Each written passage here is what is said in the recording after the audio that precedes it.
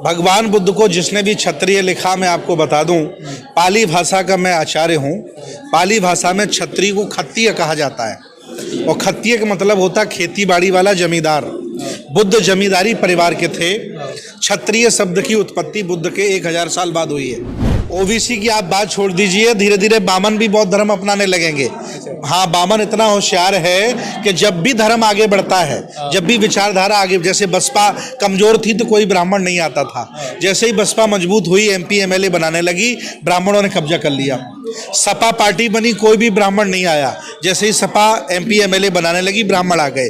वो इतने चतुर चालाक लोग हैं, जैसे ही 50% बौद्ध भारत में हुए, वैसे ही ब्राह्मण अपनी जाति छोड़ करके आपको अपनी बेटी दे देगा, आपके घर से रिश्ता कर लेगा और बौद्ध बन जाएगा, ये तय है।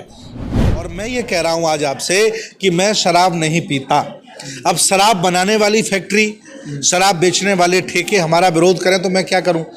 अगर उनमें औकात है तो वो भी कह दें कि मैं बुद्ध अम्बेडकर को नहीं मानता हूं, बात खत्म हो जाएगी। पूछते हैं भारत में कितने बौद्ध हैं, तो बेशर्म होकर के बताता हूं 2% बौद्ध हैं, जबकि भारत में इतनी बड़ी जनसंख्या है, 100 करोड़ बहुजन रहता है।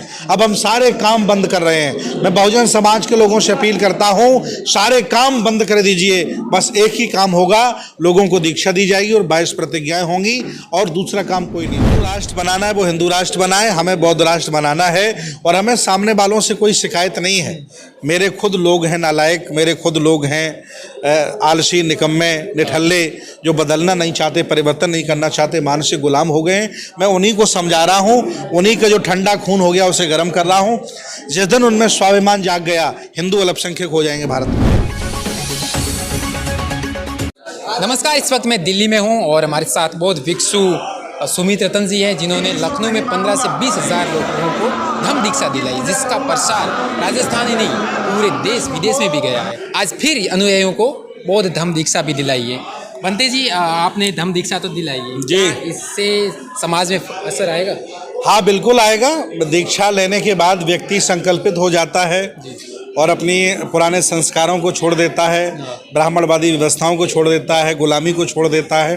तो मुझे पूरा विश्वास है दीक्षा लेने वाला व्यक्ति बदल जाएगा। और अब बदलाव बहुत तेज़ी से आ रहा है। बाबा साहब की धम्म क्रांति बहुत तेज़ी से गाँव-गाँव जा रही है, बहुत बड़ा परिवर्तन आ रहा है।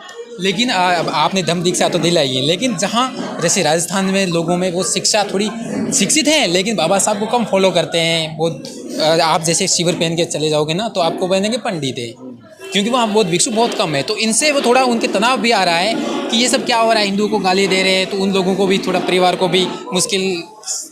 देखिए स्वतंत्र भारत में ब्राह्मणों ने सरस्वती शिशु मंदिर बनाए, मुसलमानों ने मदरसे बनाए, ईसाइयों ने कॉन्वेंट स्कूल बनाए। इस दिशा में हम बुद्ध के अनुयायी अम्बेडकरवादी काम नहीं कर पाए। 70 साल पहले हमें संविधान मिला, आज़ादी मिली, अब समय आया था कि हम बड़े बड़े कॉलेज बनाएं, बड़े बड़े स्कूल बनाएं, और तब तक दुश्मनों ने देश को कब्जा कर लिया। अब बहुत जल्दी ही सभी बौद्ध भिक्षु गाँव-गाँव निकलेंगे। भगवान बुद्ध का एक सूत्र है, चरख भिक्षवे चारिकं, बहुजन हिताय बहुजन सुखाय लोकानुकंपाय, और गाँव-गाँव जाकर के लोगों को बताएंगे।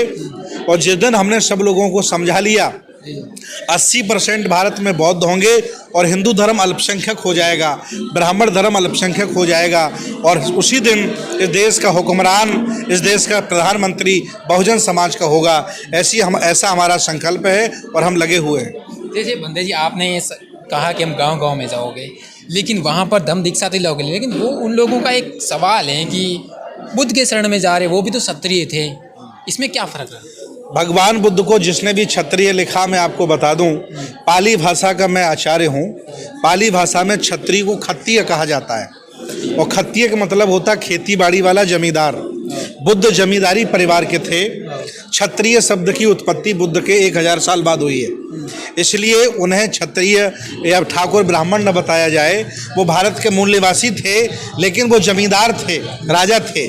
जितनी भी SC OBC की जातियां हैं भारत में, वो कभी न कभी राजा महाराजा रही हैं। चाहे वो पाशी कम्युनिटी हो, चाहे वो नाई कम्युनिटी हो, चाहे वो मौर्य कम्युनिटी हो, चाहे वो चमार कम्युनिटी हो, चाहे निषाद हों, चाहे यादव हों, ये सब पुराने राजा महाराजा रहे हैं, लेकिन आज वो मान से गुलाम हो गए हैं। हमारा दुश्मन ब्राह्मण नहीं है, हमारा दुश्मन हमारा अज्ञान है कि हम भूल गए कि हम पुराने राजा महाराजा रहे। और मैं जगा रहा हूँ, देख लेना, आपके जीते जी मेरे जीते जी इस देश का राजा, इस देश का हुक्मरान बहुजन बनेगा और बुद्धिज्म यहाँ पर 80% होगा। दिल्ली के पढ़े लिखे शहर भी कहा जाता है, गाँव में इनमें थोड़ी जागरूकता कम होती है, लेकिन यहाँ पर इतने इकट्ठे हो जाते हैं और बौद्ध धर्म ग्रहण कर लेते हैं। लेकिन गांव देहातों में ये हालात कब पैदा होंगे जो बौद्ध धर्म अपनाएंगे? देखिए, इसकी भी जिम्मेदारी हमारी है। देखिए, कोई दुश्मन ना गाँव जाएगा, ना कोई विदेश से चलकर गाँव जाएगा। हम ही लोगों को, जिनके अंदर स्वाभिमान जाग गया है, जो इस नींद से पहले जाग गया है, उसको गाँव जाना पड़ेगा, सब लोगों को जगाना पड़ेगा। हम लोग बौद्ध होकर के भी जातिवादी बने रहते हैं, अम्बेडकरवादी होकर के भी जातिवादी बने रहते हैं। ये भी हमारा बहुत बड़ा दोष है। जिस तरह से जातियाँ एक मुखर होती हैं, जिस तरह से नदियां क्षेत्रों में उनका नाम होता है, जब वो नदी समुद्र में गिर जाती उनका नाम नहीं होता, वैसे ही जातियां होती होंगी ब्राह्मण व्यवस्था में, लेकिन जब वो बौद्ध हो जाता फिर वो जातियां आतियां नहीं रहती हैं, फिर वो अच्छा मनुष्य बन जाता है। और मैं उम्मीद करूंगा कि मेरा बहुजन समाज इस परिभाषा को अमल में लाएगा और हम लोग देश पर शासन करेंगे। पंडित जी, आपसे एक सवाल था, क्या ओबीसी वर्ग भी बौद्ध धर्म अपना रहा है? ओबीसी की आप बात छोड़ दीजिए, धीरे धीरे बामन भी बौद्ध धर्म अपनाने लगेंगे। हाँ, बामन इतना होशियार है कि जब भी धर्म आगे बढ़ता है, जब भी विचारधारा आगे, जैसे बसपा कमजोर थी तो कोई ब्राह्मण नहीं आता था, जैसे ही बसपा मजबूत हुई, एमपी एमएलए बनाने लगी, ब्राह्मणों ने कब्जा कर लिया। सपा पार्टी बनी, कोई भी ब्राह्मण नहीं आया, जैसे ही सपा एमपी एमएलए बनाने लगी, ब्राह्मण आ गए। वो इतने चतुर चालाक लोग हैं, जैसे ही 50% बौद्ध भारत में हुए, वैसे ही ब्राह्मण अपनी जाति छोड़ करके आपको अपनी बेटी दे देगा, आपके घर से रिश्ता कर लेगा और बौद्ध बन जाएगा, ये तय है। आपने जो लखनऊ में प्रतिज्ञा दिलाई 22, वो कह रहे कि हमारी भावनाएं आहत होती है जी। कैसे? देखिए, जो हमने 22 प्रतिज्ञाएं दिलाई बाबा साहब की हैं। बाबा साहब ने संविधान बनाया है, उसे ये बामन मान लेते हैं, एमपी एमएलए बन जा रहे हैं, आईएएस पीसीएस बन जा रहे हैं, लेकिन बाबा साहब की 22 प्रतिज्ञाओं से नफरत इन्हें क्यों है? नफरत इसलिए है क्योंकि इनकी दुकान बंद हो रही है। ये समझ रहे हैं कि बहुजन समाज गुलामी से मुक्त हो रहा है, इसलिए इन्हें तकलीफ है। और मैं ये कह रहा हूँ आज आपसे कि मैं शराब नहीं पीता। अब शराब बनाने वाली फैक्ट्री, शराब बेचने वाले ठेके हमारा विरोध करें तो मैं क्या करूं? अगर उनमें औकात है तो वो भी कह दें कि मैं बुद्ध अम्बेडकर को नहीं मानता हूं, बात खत्म हो जाएगी। इसमें हमने भावना किसकी याद पहुंचाई? किसी को हमने ठेस नहीं पहुंचाई। मैं आपको नहीं मानता, आप हमें न माने, बात खत्म जी। ये देश धर्म निरपेक्ष है, किसी की बापौती नहीं है, संविधान से चलता है। देखा जाए तो जैसे मंत्री जी ने 22 प्रतिज्ञा दिलाई, इनके बाद काफ़ी आपत्ति भी, मोदी मीडिया भी कह सकते, राजनीतिक दलों में भी उन्होंने अब अपना जो मंत्री पद भी त्यागना पड़ा। क्या लग रहा है, राजनीति हो रही इसमें भी? देखिए, जिनके पास कुछ त्यागना पड़ा, यहाँ तो कुछ है ही नहीं, हमसे क्या त्याग मांगेंगे ये? हम देश भारत के तमाम सामाजिक धार्मिक लोग गांव-गांव, गली-गली, नगर-नगर जाकर के बौद्ध धर्म की दीक्षाएं दिला रहे हैं।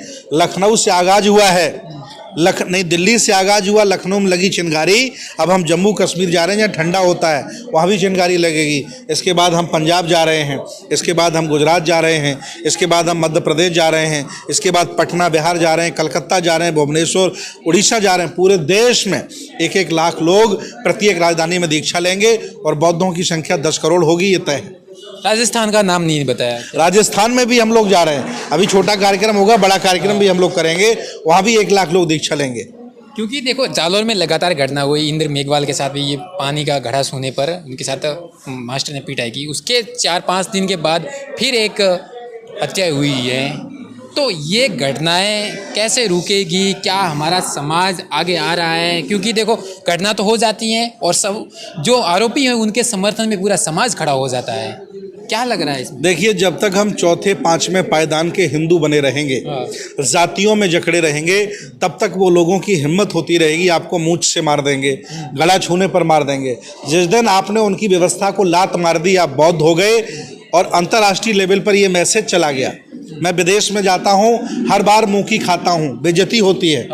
पूछते हैं भारत में कितने बौद्ध हैं, तो बेशर्म होकर के बताता हूँ 2% बौद्ध हैं, जबकि भारत में इतनी बड़ी जनसंख्या है, 100 करोड़ बहुजन रहता है। अब हम सारे काम बंद कर रहे हैं। मैं बहुजन समाज के लोगों से अपील करता हूँ, सारे काम बंद कर दीजिए, बस एक ही काम होगा, लोगों को दीक्षा दी जाएगी और 22 प्रतिज्ञाएं होंगी और दूसरा काम कोई नहीं होगा। दो संघर्ष होगा, एक को हिंदू राष्ट्र बनेगा, एक बौद्ध राष्ट्र, क्या इनमें टकरार नहीं होगा ऐसे गृह युद्ध जैसे माहौल? जिन्हें हिंदू राष्ट्र बनाना है वो हिंदू राष्ट्र बनाए, हमें बौद्ध राष्ट्र बनाना है। और हमें सामने वालों से कोई शिकायत नहीं है। मेरे खुद लोग हैं नालायक, मेरे खुद लोग हैं आलसी, निकम्मे, निठल्ले, जो बदलना नहीं चाहते, परिवर्तन नहीं करना चाहते, मानसिक गुलाम हो गए हैं। मैं उन्हीं को समझा रहा हूँ, उन्हीं का जो ठंडा खून हो गया उसे गर्म कर रहा हूँ। जिस दिन उनमें स्वाभिमान जाग गया, हिंदू अल्पसंख्यक हो जाएंगे भारत में। तो क्रांति का आगाज हो गया है? बिल्कुल क्रांति का आगाज हो गया, अब क्रांति बहुत तेज होगी। दोस्तों वीडियो पसंद आए तो लाइक, शेयर और News 22 लाइव को सब्सक्राइब करना ना भूलें। शुक्रिया।